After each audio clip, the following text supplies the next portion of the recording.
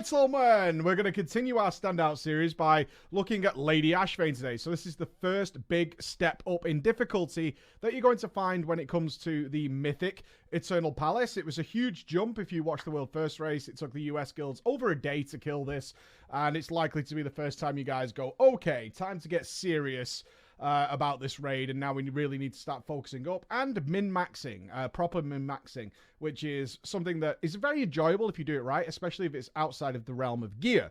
So min-maxing your gear is something you can do anytime, any place. You don't really do that in the raid. But when it comes to the raid, what you're going to figure out is a boss that is pretty much a Zerg fest in many ways actually has a lot of nuance that you need to figure out. Now, this is a boss that also changes depending on how much gear you have. At this point, you will have people doing the 2-phase, which I'll explain shortly. But typically speaking, your first kill of this fight is going to be 3 phases. And the way this fight works is just transitioning very simply between 2 states. There's the state where Lady Ashvane has a shield in front of her, so you can't actually damage her health. Then there will be the phase when the shield is broken and you can actually damage her health, but now you're going to have to deal with the coral that has spawned in the room. Then the shield's going to come up and the process is simply going to repeat. Overall, not a complex fight mechanically, yet in terms of your player coordination and individual responsibility, which is the whole point of this series, bit more complex. You're going to see some things happening here as we get into a pull, so I can talk about it. Now, what I'm about to show you is when raiding goes wrong. This is our 3rd kill of Lady Ashvane. It was the first one I was able to film because of all my responsibilities I've had recently. However, last week's kill, we did the first kill, which was cool. Everything kind of went well during that kill. But the second kill we had last week was super clean. A straight one-shot, everybody alive. In fact, I had a world rank 3 DPS log on that. This one is going to be when farm raiding kind of goes wrong, and it's often something you guys will run into, is that when you get to farm on a boss you've killed multiple times, people tend to get a little bit lazy, including myself. I'm holding myself responsible here. People get a little lackluster. Everything doesn't work as tightly as it did at first, and that can cause a lot of issues, and you need to be able to kind of pull through that because the fight isn't going to be easily manageable at that point, and that's what we're going to see, is dealing with the chaos. So dealing with the chaos is something that's come up a hell of a lot recently with people getting into mythic raiding, as some of the fights are so complex. They're so mechanically awkward to manage that people feel overwhelmed. People get very stressed out by it. Certainly, if we look at Battle for Dazara Law, it was like Mecha Talk onwards. Things started to get really heavy in terms of what you needed to do. And then, of course, we had fights like Jaina Proudmoore, the Restless Cabal, and Mythic Unat for the very few people who attempted those fights, where it becomes super complex. And when it gets to farm raiding, super complex fights with people who get a little bit on the lazy side actually turn into real clown fiestas real fast. And that's kind of what we're going to see here. So the way you manage this fight, you'll notice I'm not using any cooldowns. My cooldown is here. You can see this lovely little blue icon. That's my main DPS cooldown. I'm not using any, and that's because we have to manage this fight appropriately in terms of burning its HP. One thing I really love about this fight as these briny bubbles come out, which are going to be a problem shortly, is that you might get to the end of the fight and there's like 3% left, like 3% HP. Now, your initial, again, common sense reaction, which would be incorrect, would be to assume that we need to do 3% more damage, like in the burn phase, which isn't actually how this fight works because of what I just explained to you with its different phases. In fact, what you need to do is find 1% in each of those 3 phases, and that will equal the 3% that you're looking for at the end of the fight. And that means that you're going to be moving when people use their DPS cooldowns around. So in this case, some people blow their cooldowns at the beginning. I don't. I wait until I burn the HP, and that's going to burn enough HP combined with the other players who are doing the same thing to equal the amount of HP we need in the end. And that means that you kill it that way. So in fact, in this fight, you can know you're going to wipe when the boss still has like 72% health left.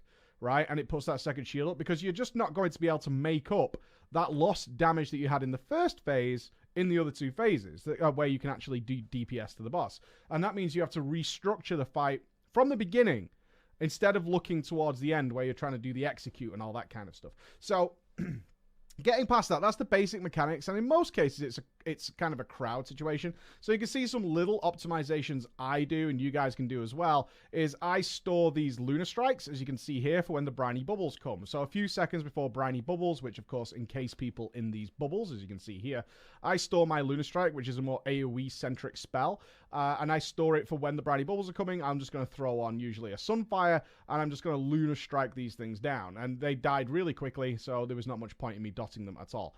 Now we get stage 2. This is where things are going to go really badly for us, and we're not going to realize it because of the nature of this fight until much later, so we're going to have to start making some adjustments.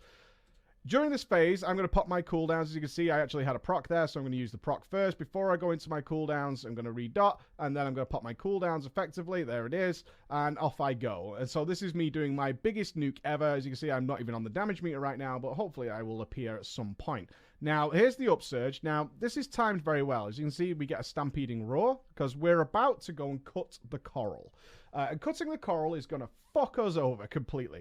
So one thing that we realized very early on, even though you can watch videos of this fight and kind of get an idea of what's going on, is cutting too much coral is actually a bad thing and leads to bad DPS.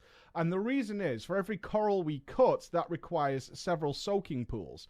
Cutting too much coral creates a lot of soaking pools that'll be all over the room, and that means you're going to have all the DPS, ranged and melee, having to run all around the room to soak these pools. Otherwise, they're going to create these coral patches on the floor, which are going to grow, and they're going to become a big problem over the course of the fight. Now, this is something that we dealt with when we were progressing this fight, is to say, okay, the first cut, we're only going to do the 3 closest coral. That means that ideally, if it's a melee and a ranged, because usually you get a tank and a ranged, a melee and a ranged, or a healer, something like that. That means the melee can simply stay on the boss. The ranged guys, the 3 ranged guys, can move out, cut 3 coral while we're all close to the boss. Then we're going to deal with briny bubbles that still happen during this phase, and then we're going to move the boss to the middle and deal with the things that are far out, still maintaining that melee ranged partnership.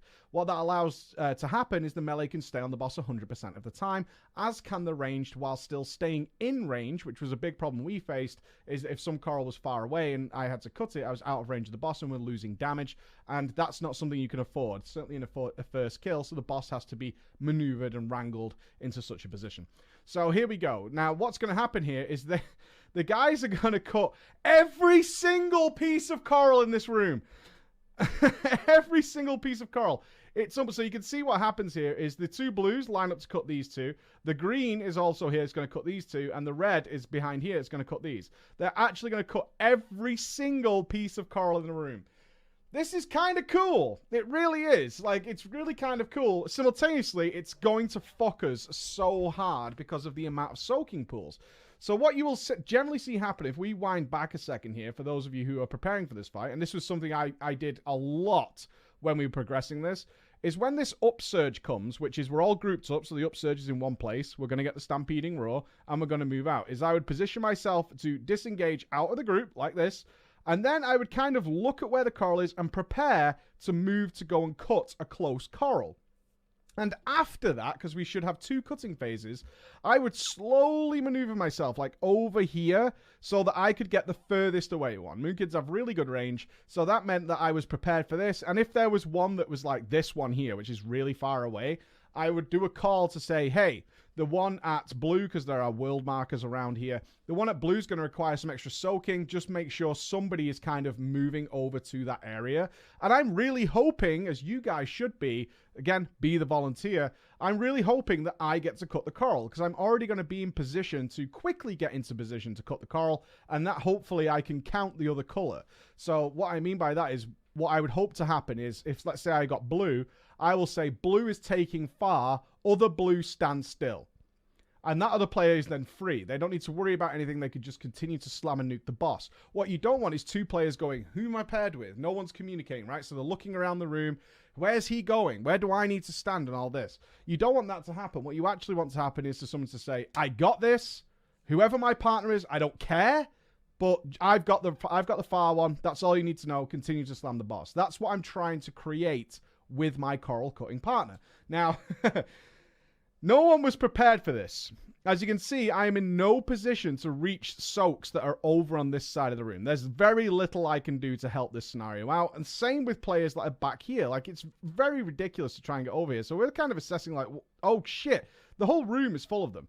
And as we jumped around here, you can see we missed one of the soaks. Ugh!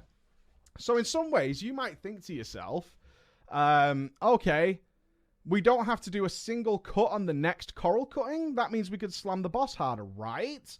Kind of, but without this soak being missed, this coral patch is going to cause us to have huge issues later in the fight, and it is absolutely not something we would try and do during progress, is to cut all the coral, because we know this is going to create a problem. Briny bubbles are going to stack up, we're going to move back into position, and at this point, I'll be honest, on comms, we were kind of impressed with ourselves and really didn't think, because our damage is very, very high, as this is a third farm kill, and we've got a lot more gear and stuff like now, is our DPS is extremely high. So you can see the coral cutting team this time is just chilling near the boss. They're just making sure they don't cut other players. As simple as that. And we're down to 66%. Like, after the first burn phase, it's not even finished yet. We're going to finish at like 65. Yeah, 65%.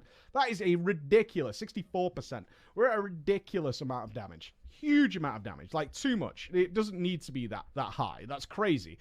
We've burnt so much of the boss in phase 1 that at this point, based on what I told you earlier, in our heads, this is a free kill. Like, there's barely anything that could stop us now. We could go through a phase of awful boss DPS and still be fine, which is unlikely to happen. Or is it?